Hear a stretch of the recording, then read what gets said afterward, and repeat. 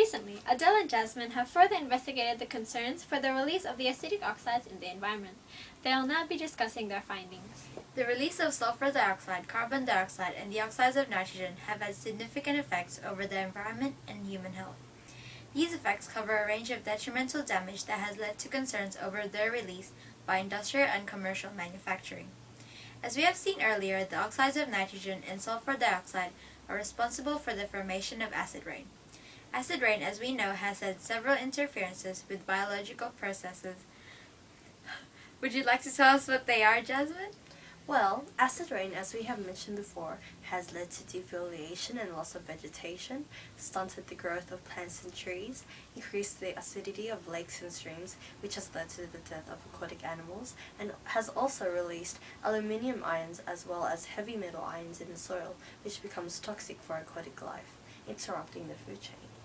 Wow, acid rain does have detrimental effects on the environment. What about sulfur dioxide as a gas?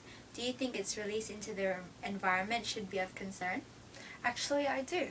Sulfur dioxide as a gas is irritating to the eyes as well as to the respiratory tract. It even aggravates respiratory conditions, including asthma and cardiovascular disease.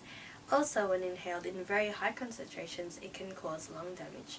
It is also a major precursor of fine soot, carbon monoxide, a toxic gas, which poses a significant health threat.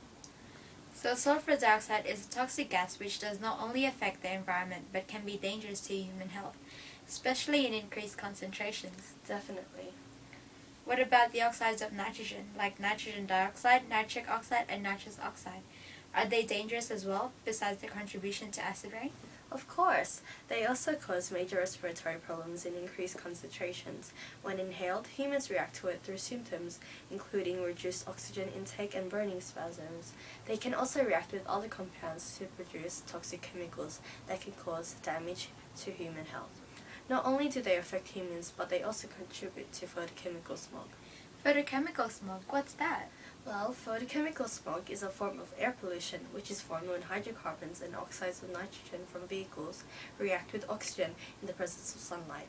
The oxides of nitrogen, dinitrogen monoxide in particular, contribute to the enhanced greenhouse effect, which is the main cause of global warming. Certainly, global warming is one of the biggest concerns for the environment these days. Yes, and due to this, sea levels have risen and the melting of ice caps have caused extinction of some of the animals. These oxides do have damaged the environment and present harmful effects on the human health.